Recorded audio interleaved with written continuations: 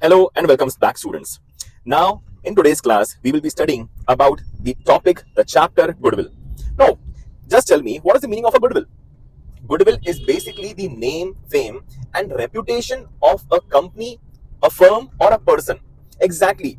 You heard me right that it is basically the name and fame of a business or a person as well. Because suppose now what happens, there's a shop where you go and buy some stuff for your home. Now, whenever you go there, obviously, why do you choose? Obviously, every person has chosen one shop where they will go and they will buy their stuff and they'll come back. Apart from that, instead of that, they have so many shops around that, but then also they have chosen that only and they regularly go on that shop only. Why is it so? It is just because of the goodwill. Because we all know that we want the stuff, we want the goods, we want to buy. So if we go to a shop and there we are not able to find the goods we want, the products we want, so it will be, not good in our mind. So that's why a place where we feel comfortable, apart from that, where the shopkeeper is, very nice to us, so that's a place we go on a usual basis. Okay, so that's why a goodwill is basically the politeness, the name that company has, that business has actually. Okay, so now what's happening? So goodwill is basically an intangible asset. You cannot just see that with your eyes, but you can feel it. You can feel the way he's talking. You can feel that the availability of the products is very much easy and the timings are very suitable also. So that's how it's a goodwill. Now, to calculate goodwill, now the question arises, how do we calculate the goodwill of the firm or a person? Okay, so tell me one thing. If a person is earning money, why is it so? Because he has the goodwill. Now, let me just explain you this thing. Suppose a person is earning money. Why will he earn the money? Because there must be customers, and customers only go there where they find themselves comfortable. That simply means that that business has a goodwill. If at all that person, that shopkeeper wouldn't have been nice to the customers, why will the customers go there? So that's why goodwill is basically an intangible assets which can only be felt. Okay, it's the name and the fame of the business. Now the question arises, how do we calculate the goodwill? So in order to calculate the goodwill, there are 5 main methods. So let's read it out and let's understand how does it work. The first method is the average profit method. The second one is the super profit method, and the last one is the capitalization of profit method. Okay, so these are the main 3 bifurcations under which there are two more methods under the average profit method and the capitalization of profit method as well. So under your average profit method, there are 2 more methods. The first one is the simple average profit method, and the second one is the weighted average profit method. So these are the 2 types of methods under your average profit. Now, super profit is the single only. Now, if we talk about the capitalization of profit, then again we have 2. The first one is the capitalization of average profit method. The second one is the capitalization of super profit method.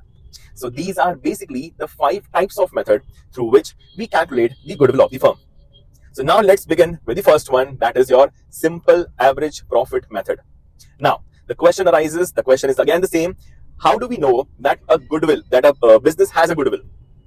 It's simply if a person, if a shop, if a business is earning profits, then that simply means that business has a goodwill. Because what happens is, if at all a person or a business is not able to earn money, so that simply means that there is no goodwill. So goodwill is equal to profits only. The amount of profits a firm is earning and the amount of profit a firm can earn in a near future or in the futures as well. So it is a combination, and it is the whole amount of goodwill, whole amount of money which a firm can earn today and in near future, like say 2 to 3 years. So that's your goodwill. The first formula says that simple average profit method, in that we have to calculate the simple average profit first. So how do we calculate the simple average profit? To calculate simple average profit, we will be given with the 2 to 3 years profits, or else let's say there are 5 years profits that have been given to you for the previous years. Now, in order to calculate the average profit, we have to add all these up and divide by the number of years which we have taken to add up. That is, suppose we have been given the profits of past 5 years. So we will add up all the profits of last 5 years and then divide it by 5. If we want to calculate the average profits of last 4 years, so it will be the profit of all the 4 years, previous 4 years, divided by 4. Okay, so it is basically the sum of profits of previous years divided by the number of past years. This is how the average profit is calculated. This was the simple average profit. Now, apart from that, the question arises, how do we calculate the goodwill then in this method? So basically what happens, a business runs only with two main things. What are those main two things with which the business runs? The first one is the innovation. The second one is the marketing or the advertisement. If a business has these two aspects, the business will grow for sure. If at all they miss out the advertisement, because as it goes, जो दिखता है वो बिकता है. अगर कोई चीज दिख ही नहीं रही है, अगर कोई एडवर्टाइजमेंट हो ही नहीं रही है, तो ऑब्वियसली लोगों को, कस्टमर्स को मालूम पड़ ही नहीं पाएगा कि आपके पास ये टाइप के प्रोडक्ट्स भी हैं. तो इसलिए एडवर्टाइजमेंट करना बहुत ज्यादा जरूरी होता है. नेक्स्ट आता है आपका इनोवेशन. अगर आप इनोवेशन नहीं करते, अगर आप नए नए प्रोडक्ट्स नहीं लेकर आ रहे हैं, आपके प्रोडक्ट्स में एकदम सेम चल रहे हैं, तो ऑब्वियसली इट्स अ चांस कि आपके दूसरे कोई कॉम्पिटिटर्स आपको टेक ओवर कर ले. सो इसलिए अगर किसी बिजनेस को अच्छे से चलना है तो ये दो मेन चीजें जरूरी होती है. तो ये मैंने आपको क्यों समझाया, इसके पीछे रीजन ये है, अगर बिजनेस, देखिए ऑब्वियसली अगर कोई बिजनेस ग्रो कर रहा है तो ये दो एस्पेक्ट्स तो होंगे ही होंगे. अगर कोई बिजनेस ये दो चीजें करना छोड़ भी दे, फिर भी उसका बिजनेस चलता रहे आने वाले 1 साल, 2 साल, 3 सालों तक, ये होता है because of goodwill only. This is just because of goodwill only कि ऐसी चीजें हो रही हैं ताकि वो प्रॉफिट फिर भी कमा पा रहा है, भले ही उसमें इनोवेशन और मार्केटिंग नहीं है. इतना समझ में आता है?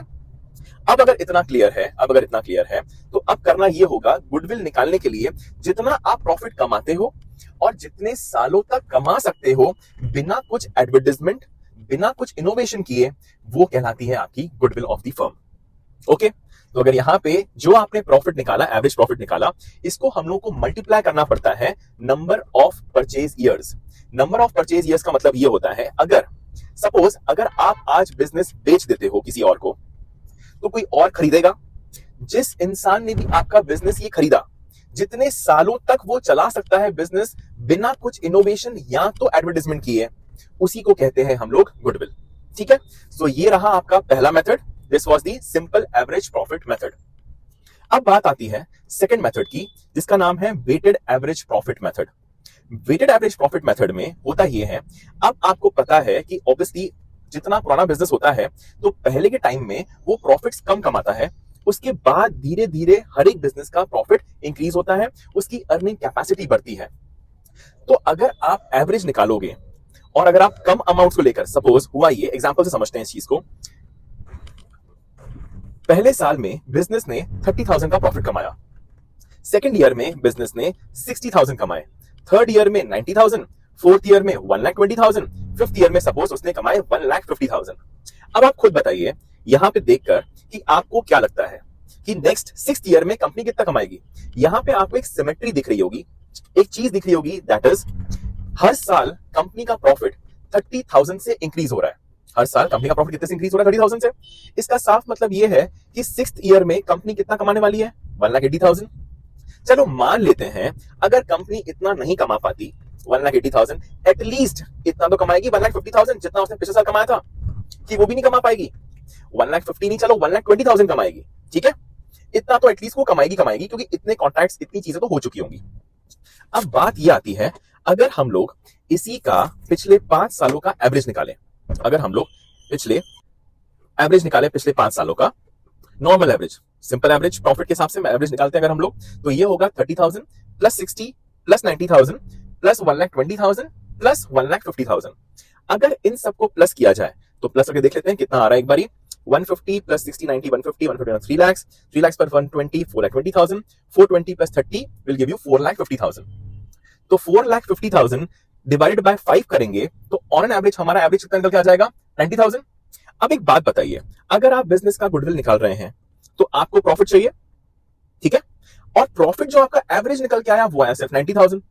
तो क्या आप आने वाले 2-3 सालों में सिर्फ 90,000 ही कमा पाओगे क्या? ऑब्वियसली नहीं. तो यहां पर सिंपल एवरेज प्रॉफिट बहुत ही कम जगह अप्लाई हो पाता है, पर क्योंकि ये मेथड है तो ठीक है। तो इसी के बाद इसको इनोवेट करके, इसको ट्रांसफॉर्म करके एक नया मेथड लेके आया गया, जिसका नाम हो गया वेटेड एवरेज मेथड।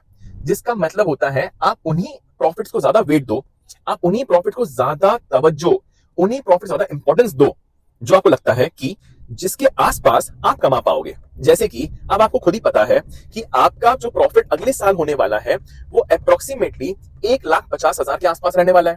हाँ कि ना? अब ऑब्वियसली ऐसा तो होगा नहीं कि वापस से आपका 30,000 का चालू हो जाएगा प्रॉफिट कमाना। तो इसका साफ मतलब ये है कि आपको इंपॉर्टेंस देनी पड़ेगी, अब आपको वेट्स असाइन करने पड़ेंगे। अब वेट्स कैसे असाइन किए जाएं, कैसे हो ये सब चीजें? तो वेटेड एवरेज बोलता है अगर आपको पता है कि सबसे पुराने प्रॉफिट से आपको कोई मतलब नहीं है, ऐसा तो बिल्कुल ही नहीं होगा कि आप 30,000 वापस कमाओ या 60,000 कमाओ, तो इसके लिए आपको वेट से मल्टीप्लाई करने पड़ेंगे प्रॉफिट्स को। अब आप ये बताइए सबसे ज्यादा इंपॉर्टेंस, सबसे ज्यादा वेट आप किसको दोगे? लेटेस्ट वाली ईयर को, क्योंकि उसी में सबसे ज्यादा प्रॉफिट आपका। तो यहां पर हम लोग वेट्स असाइन करते हैं, सबसे पुराने वाले प्रॉफिट्स को 1 देते हैं, इसके बाद आने वाले सभी प्रॉफिट्स के अमाउंट्स हम लोग बढ़ाते चले जाते हैं। दैट इज सबसे पुराने वाले को वेट दिया जाएगा 1, सेकंड वाले को दिया जाएगा 2, 3, 4 एंड 5। इस तरीके से इनको वेट दिए जाएंगे। इसके बाद इन प्रॉफिट्स को इन रिस्पेक्टिव वेट से मल्टीप्लाई करके आपका प्रोडक्ट निकल के आ जाएगा। ठीक है? जैसे कि इसी क्वेश्चन की बात की जाए, सबसे पहले आपको एक वो बनाना होगा टेबल, जिसमें पहला कॉलम होगा आपके ईयर्स का, नेक्स्ट कॉलम होगा आपका प्रॉफिट्स का, थर्ड कॉलम होगा आपके वेट्स का, और फोर्थ कॉलम होगा आपके प्रोडक्ट्स का। तो यहाँ पे प्रोडक्ट्स निकालने के लिए आपको प्रॉफिट, जैसे कि पहला वाला था प्रॉफिट आपका 30,000, तो 30,000 इंटू 1, 30,000 आ गया आपका प्रोडक्ट। 60,000 इंटू 2, 1,20,000 आ गया आपका प्रोडक्ट। 90,000 इंटू 3, 2,70,000। उसके बाद 1,20,000 इंटू 4, 4,80,000। लास्ट 1,50,000 इंटू 5, तो इससे आपका आ जाएगा 7,50,000। ओके, तो ये रहे आपके सबके सब प्रोडक्ट्स। अगर इन सभी को हम लोग प्लस करें तो आपका कितना आएगा? It will B 30,000 plus 1,20,000 plus 2,70,000 plus 4,80,000 plus 7,50,000। अब अगर आप इन सभी को प्लस करते हो तो आपका टोटल जो आता है द सम ऑफ प्रोडक्ट वो आता है 16,50,000। अब करना ये होगा, अगर आपको वेटेड एवरेज निकालना है, वेटेड एवरेज प्रॉफिट निकालने का फॉर्मूला होता है sum of products divided by the sum of weights. तो यहाँ पे हमने सभी प्रोडक्ट्स का सम निकाल लिया जो कि आ गया 16,50,000। इसको हम लोग डिवाइड कर देंगे सम ऑफ वेट से। तो वेट्स कितने आपके 1 2 3 4 5, so the sum will be 15। तो 16,50,000 डिवाइडेड बाय 15 करेंगे जब आप, तो आपका जो प्रॉफिट निकल के आ जाएगा that is the weighted average profit, वो आ जाएगा 1,10,000। ऑब्वियसली ये प्रॉफिट पिछले सिंपल एवरेज प्रॉफिट से थोड़ा सा ज्यादा है, बट एटलीस्ट ज्यादा है। ठीक है? तो यहाँ पे 1,10,000 आ गया। अब हो सकता है आपका नंबर ऑफ परचेज ईयर्स 2 हो या 3 हो, तो जितना भी होगा आप उसको मल्टीप्लाई करके इसका आप आंसर निकाल लेंगे। That is goodwill is equal to weighted average profit multiplied by number of purchase years. अगर 3 होता है, सपोज मान लेते हैं 3 है, तो 1,10,000 इंटू 3 यू विल गेट 3,30,000। और सिंपल एवरेज वहां पे जो आपका आंसर आया था वो था 90,000 इंटू 3, 2,70,000। सो ये अंतर पड़ जाता है आपके इन दो मेथड्स में। ठीक है?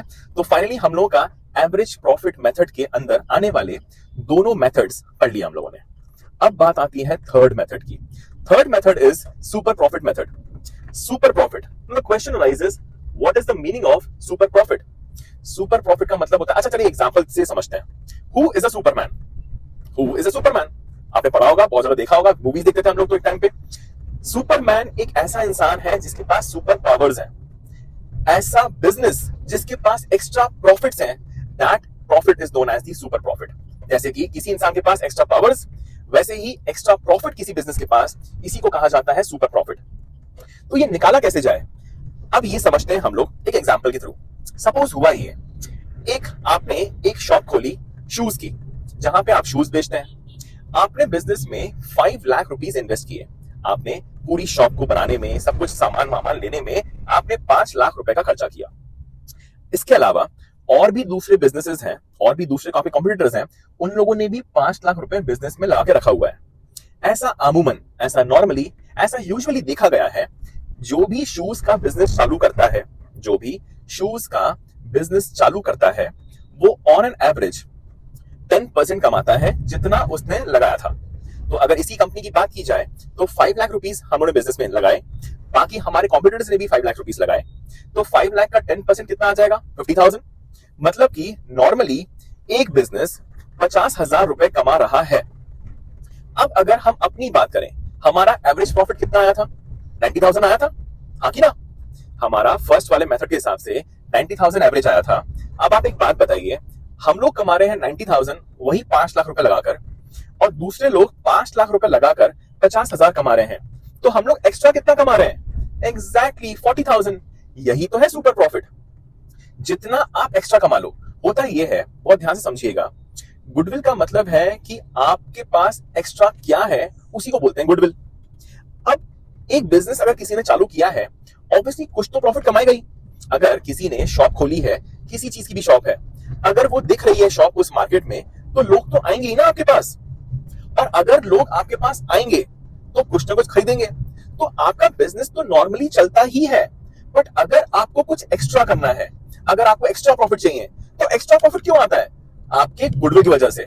नॉर्मली तो हर कोई कमा लेता है। तो super profit method is the best method. ये बताता है कि एक्स्ट्रा जो आप कमा रहे हो वो गुडविल की वजह से कमा रहे हो, नॉर्मली तो हर कोई कमा रहा है। तो यहाँ पे जो आपका एक्स्ट्रा प्रॉफिट आया वो कितना आ गया? 40,000। इसी को बोलते हैं सुपर प्रॉफिट। तो ये उन्होंने निकाला कैसे? तो the formula to calculate the super profit is equal to average profit जितना हम लोग कमाते हैं माइनस नॉर्मल प्रॉफिट जितना बाकी लोग कमाते हैं। ओके, तो it is basically super profit is equal to average profit minus the normal profit. Next, और क्वेश्चन अराइजेस कि नॉर्मल प्रॉफिट निकलता कैसे? अभी हमने निकाला था, जैसे कि 5 लाख रुपए आपने बिजनेस में लगाए, उसका 10%। तो नॉर्मल प्रॉफिट निकालने का फॉर्मूला होता है capital employed multiplied by rate upon 100। तो कैपिटल एम्प्लॉयड जितना भी आपके बिजनेस में अमाउंट इन्वेस्टेड है, मल्टीप्लाइड बाय रेट। रेट आपके क्वेश्चन में स्पेसिफाइड होगा 10%, 15%, 20%। उस हिसाब से आप नॉर्मल प्रॉफिट निकाल लोगे, और जब आप एवरेज में से नॉर्मल माइनस करोगे तो आपके पास सुपर प्रॉफिट आ जाएगा। जैसे हमारे केस में कितना आया सुपर प्रॉफिट? 40,000। अब इसी 40,000 को मल्टीप्लाई करना है जितने भी सालों तक आप ये बिजनेस चला सकते हो और जितना भी प्रॉफिट आप कमा सकते हो। सो सपोज अगेन हम लोग मान लेते हैं कि यहाँ पे हमारा नंबर ऑफ परचेज 3 है, तो हमारी गुडविल हो जाएगी 1,20,000। कैसे? 40,000 मल्टीप्लाइड बाय 3। ओके, सो ये खत्म हो गया आपका सुपर प्रॉफिट मेथड भी, with an example as well. Okay, चलो अब आगे बढ़ते हैं। अब बात आती है, इस चीज को बहुत ध्यान समझिएगा, जो नेक्स्ट मेथड है। Next method is the capitalisation of profit method. Capitalisation of profit method का मतलब होता है, कैपिटलाइज करने का मतलब होता है कि एज अ होल। अब अगर मैं आपसे पूछूं कि आप कितना प्रॉफिट कमा रहे हो, आप कमा रहे हो कितना प्रॉफिट? 90,000 ऑन एवरेज, अभी देखा था हम लोगों ने। अब बाकी बिजनेस कितना प्रॉफिट कमा रहे हैं? 50,000, 50,000। तो आप कितना एक्स्ट्रा कमा रहे हो? 40,000। अब एक बात बताइए, अगर आप भी नॉर्मल लोगों की तरह ही बिजनेस चला रहे होते तो आपके बिजनेस में कितना एक्स्ट्रा कैपिटल की रिक्वायरमेंट होती? समझिएगा बहुत ध्यान से, फिर से बोलता हूं मैं। अभी आप 90,000 कमा रहे हो 5 लाख लगाकर, नॉर्मल लोग 5 लाख लगा के 10% 50,000 कमा रहे हैं। अगर आप एक नॉर्मल इंसान होते, आपको अगर 90,000 जब आप कमा रहे हो तो इतना कितना कैपिटल होना चाहिए था कि आपके पास 90,000 आता? ऑब्वियसली 9 लाख, क्योंकि 9 लाख का 10% कितना हुआ? 90,000। हाँ कि ना? अगर 9 लाख का 10% 90,000 हुआ, तो इसका मतलब यह है आपने अपने बिजनेस में लगा के रखा कितना हुआ है? सिर्फ 5 लाख, पर नॉर्मली कितना लगा हुआ होना चाहिए था? 9 लाख। तो आपने कितना कम लगा के रखा हुआ है? 4 लाख। ये हो गई goodwill as per the capitalisation method. ठीक है, मैं फिर से रिपीट करता हूं, जितना भी आपने कम कैपिटल लगाया है फिर भी आप प्रॉफिट ज्यादा कमा ले रहे हो, तो वही कैपिटल का अमाउंट जितना आपने कम लगाया है वही गुडविल कहलाता है as per the capitalisation of super profit. Capitalisation of super profit हो, चाहे वो कैपिटलाइजेशन ऑफ एवरेज प्रॉफिट हो। अब एक काम करते हैं, अगर आपको ये पूरा सब कुछ समझ में आ गया है तो let's start with the formulae now. The first one is the capitalisation of average profit method. ठीक है, तो capitalisation of average profit method में गुडविल निकालने का जो फॉर्मूला होता है, अब यहां पे याद रखना आपको ये चीज है कि यहां पे आपको कैपिटलाइजेशन मेथड में नंबर ऑफ परचेज ईयर से मल्टीप्लाई नहीं करना है। ठीक है, तो करके देखते हैं अपन लोग start.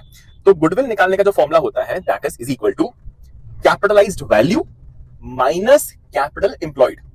Okay, that is capitalised value. Now the question arises, what is the meaning of capitalised value?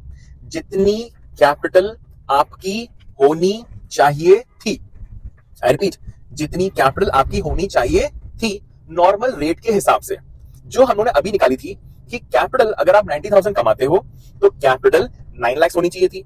तो ये निकाली कैसे? इसका फॉर्मूला होता है average profit multiplied by 100 upon rate. Average profit that is 90,000 multiplied by 100 upon 10, इससे आपका आ जाएगा 9 लाख। तो ये रही आपकी 9 लाख की कैपिटल जो होनी चाहिए थी।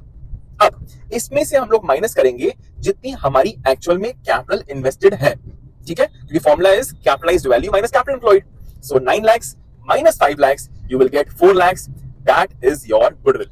As simple as that. Clear it is? If it is clear, so now let's move on to the next one. Next आपका जो फॉर्मूला है, next जो मेथड है, that is capitalization of super profit method. अब आप super profit already निकाल चुके हो। कितना आया था आपका सुपर प्रॉफिट? 40,000 आया था। ओके, तो वो 40,000 एक्स्ट्रा कमाने के लिए कितनी कैपिटल की रिक्वायरमेंट है? वो भी गुडविल। बात वही है, करना वही है, अल्टीमेटली आंसर दोनों ही कैपिटलाइजेशन मेथड में सेम ही आना है, बट मेथड्स थोड़े से डिफरेंट है। सो यहाँ पे ये भी करके देख लेते हैं अपन लोग। तो यहाँ पे करना ये है, कैपिटलाइजेशन ऑफ सुपर प्रॉफिट के अंदर गुडविल निकालने का जो फॉर्मूला है, goodwill is equal to super profit multiplied by 100 upon rate. So it will be 40,000 आपका सुपर प्रॉफिट आया था, multiplied by 100 that will give you 40 lakh, divided by 10 was the rate. तो आपका आंसर कितना आ गया? आपका आंसर आ गया 4 लाख। तो ये 4 लाख वो कैपिटल है जितना आपने कम लगा के रखा हुआ है, फिर भी आप बाकी लोगों से ज्यादा प्रॉफिट कमा रहे हो। Is that clear? तो ये हो गया आपका सबके सब पांचों के पांचों मेथड्स। तो फाइनली हम लोगों ने गुडविल पढ़ लिया। गुडविल के साथ साथ मेथड्स के साथ साथ हम लोगों ने एग्जांपल्स भी देख लिए, जिससे हमारा आंसर भी निकल के आ गया। ओके, तो आई होप ये आपको पूरा का पूरा कॉन्सेप्ट बहुत अच्छे से समझ में आ चुका है। अब गुडविल यहीं पे खत्म नहीं होता। गुडविल में कुछ चीजें और आती हैं जिसको हम लोग बोलते हैं एडजस्टमेंट्स। कुछ एडजस्टमेंट्स भी हम लोगों को करने पड़ते हैं, जैसे कि कौन कौन से? गुडविल जो निकाली जाती है वो निकाली जाती है प्रेजेंट में। समझिएगा बहुत ध्यान से, गुडविल जो हम लोग निकालते हैं वो निकालते हैं प्रेजेंट में, और हम लोग जो प्रॉफिट्स लेते हैं जिससे हम लोग एवरेज प्रॉफिट निकालते हैं वो लेते हैं हम लोग पास्ट ईयर्स के, दैट इज प्रीवियस ईयर्स के प्रॉफिट जितने भी होंगे उन्हीं के हिसाब से निकालते हैं। और हम लोग ये निकालते किसके लिए हैं? फ्यूचर के लिए निकालते हैं। ओके, बट दिक्कत कभी कभी ये हो जाती है कि प्रीवियस ईयर्स में कभी कभी कुछ दिक्कतें होती हैं जिससे आपका प्रॉफिट कुछ ज्यादा ही एक्स्ट्रा दिख रहा होता है, और कभी कभी कुछ चीजों की वजह से आपका प्रॉफिट कुछ ज्यादा ही कम दिख रहा होता है। ओके, अब तो जितनी भी दिक्कतें हुई हैं हम लोगों को पिछले सालों में, उन सभी को रेक्टिफाई हम लोगों को करना पड़ेगा। उन्हीं को रेक्टिफाई करना, उन्हीं का एडजस्टमेंट करना अब हम लोग सीखेंगे यहाँ पे। Okay, so adjustments can be past adjustments, और कभी कभी ऐसी भी चीजें होती हैं जो फ्यूचर में होने वाली हैं। अब आप एक बात खुद सोचिए, सपोज हम लोगों ने एक मैनेजर हायर किया। अब हमारे पास मैनेजर आएगा तो उसको सैलरी जाएगी। तो आप एक बात बताइए, क्या आज तक आपने मैनेजर रखा? नहीं रखा। क्या आपने आज तक उसको सैलरी दी? नहीं दी। तो ऐसे भी एक्सपेंसेस जो अब आपके फ्यूचर में होने वाले हैं, उन सभी एक्सपेंसेस को भी आपको ध्यान में रखना पड़ेगा, क्योंकि ये आपके प्रॉफिट्स को ऊपर या नीचे करेंगे, जिसकी वजह से आपकी गुडविल भी चेंज होगी। इसलिए हम लोग को पास्ट और फ्यूचर में होने वाली चीजें जो हो चुकी, जो गलत चीजें हुई, उनको सही करना है, और जो फ्यूचर में हो सकती हैं चीजें, एक्सपेंसेस हो सकते हैं या लॉसेस हो सकते हैं, इन सभी का भी एडजस्टमेंट करना पड़ेगा। तो this is basically the adjustment for the past and the future as well. So अब स्टार्ट करते हैं हम लोग एडजस्टमेंट्स कि इसमें कौन कौन से टाइप के एडजस्टमेंट्स हो सकते हैं। The first thing is the abnormal losses. If at all there is an abnormal loss which had occurred in the previous years, so we have to rectify the same now. So how do we rectify that? If there is any abnormal loss with which the profit had gone down, so we will have to increase the profits by the same amount with the amount of the abnormal loss. This is the first one. Second adjustment is the abnormal gains or the profits. So If at all there had been the abnormal gains or profits with which the previous year's profits had increased by an unnecessary amount, so we will have to reduce the same with the amount that has been the abnormal gain or the profit. The examples for the abnormal losses can be the loss due to fire, the loss due to theft. These are some of the examples. Next, abnormal gains like our company won a case. Apart from that, our company won a lottery. So these are some of the examples for your abnormal gains. Next, apart from these, there is the future related losses. If at all there might be a loss, there is a scenario where there might be a loss in the future, or there might be an expense in the future that has to be deducted from all the profits of the previous years, because that loss has not taken into consideration till date, but it will affect the future profits, so it has to be deducted in all the future previous profits. Apart from that, if there are any of the future related gains which can occur, which can happen, that should be added in the profits. But as of now, there is as such no future profits or gains that needs to be added in the previous year's profits, because as per the prudence concept, the conservatism concept, the future related incomes are not to be recorded beforehand. Okay. So apart from that, there might be a question that the remuneration of the partners are to be considered as a charge. So these are also the expenses which need to be deducted from all the previous year's profits. Okay. So these were the next two. Next, let's talk about the closing stock. The overvaluation of closing stock. If at all the closing stock's value has increased, has overvalued mistakenly in any of the year, it has to be brought down. So the overvaluation of the closing stock needs to be undervalued. The first effect. Now just remember this thing. In the overvaluation and the undervaluation, there will be two effects. If there is an overvaluation in suppose year 2020 and 2021, so it will be reduced by that amount, and it will be increased by the same amount in the very next year. So it will be increased by the same amount of overvaluation in the year 21-22. So these are the two effects of overvaluation of closing stock. Now let's talk about the undervaluation. If at all the closing stock has been undervalued, so it will be added in that particular year and it will be subtracted in the very next year. So these were the next two of the adjustments for the undervaluation or the overvaluation of the closing stock. Now the last two remains. The last second is capital expenditure treated as revenue expenditure. Now what does that mean? Suppose we have purchased a machinery.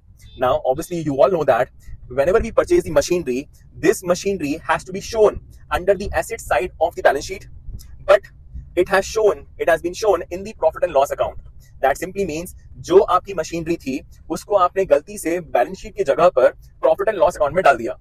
अब अगर आपने profit and loss account में debit कर दिया है तो उससे क्या हो गया होगा? प्रॉफिट कम हो गया होगा. और अगर आपके प्रॉफिट कम हो गए हैं तो इसी अमाउंट को, जितने की आपने मशीन ली थी, उतने ही अमाउंट से आपको इसको बढ़ाना होगा उस पर्टिकुलर ईयर में, क्योंकि आपका क्या हो गया होगा? इसकी वैल्यू कम हो गई होगी.